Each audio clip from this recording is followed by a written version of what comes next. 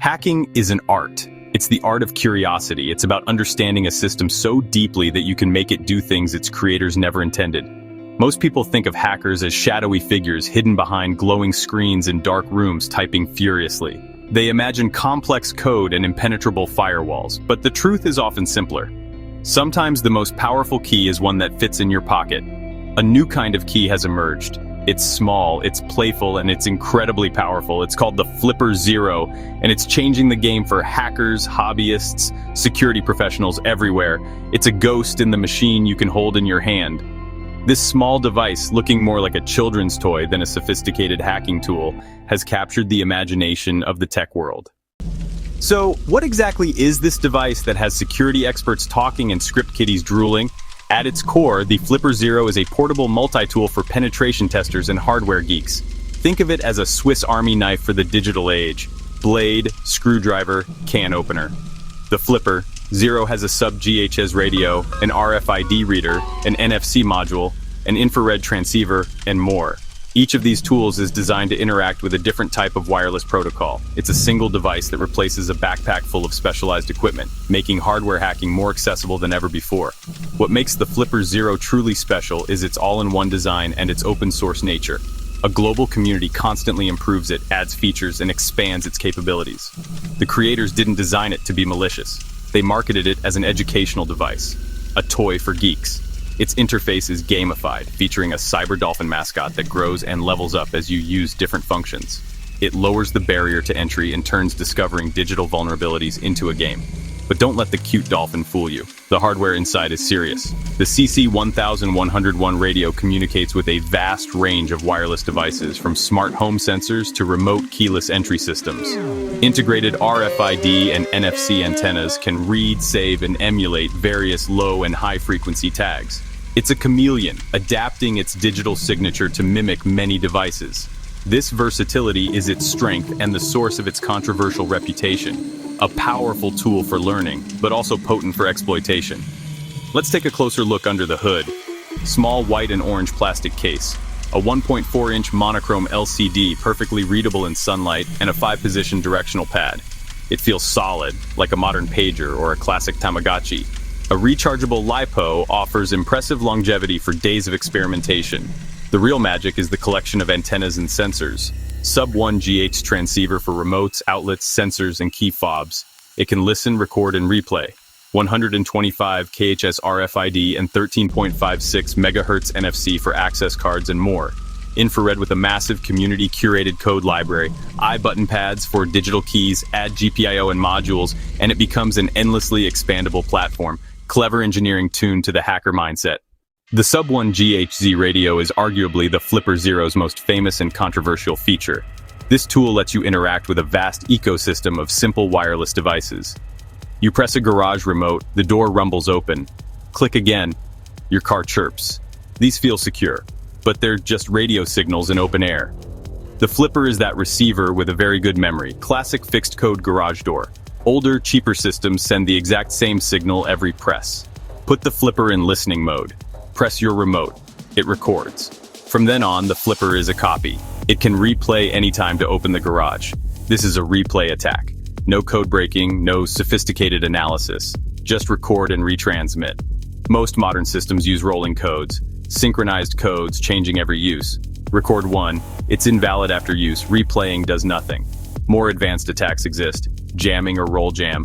Jam the signal, force a second press, capture the first unused code for later. Far more complex but shows potential beyond simple replays.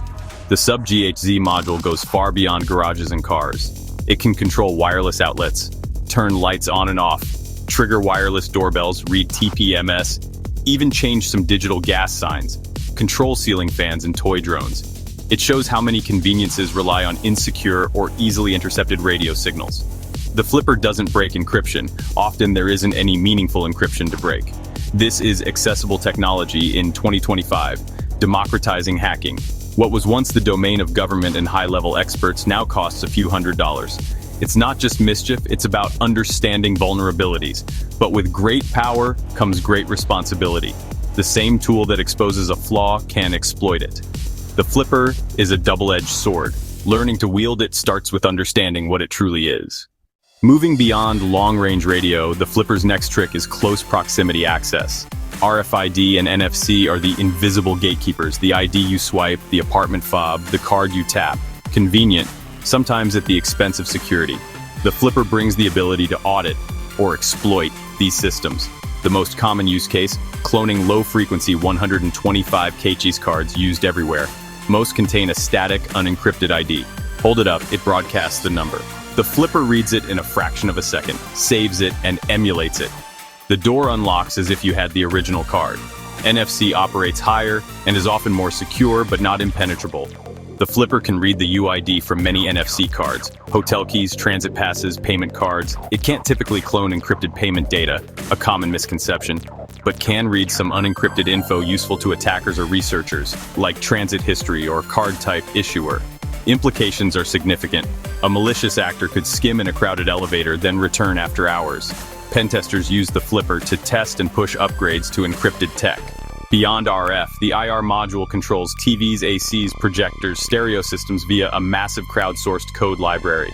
Fun for pranks, and useful for testing environmental controls during assessments. It can learn unknown remotes, clone them, and add to your library.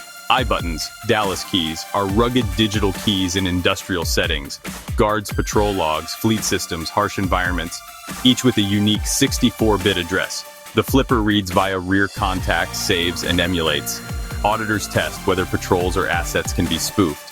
It shines a light on older tech still in use, potential weak links in otherwise secure systems.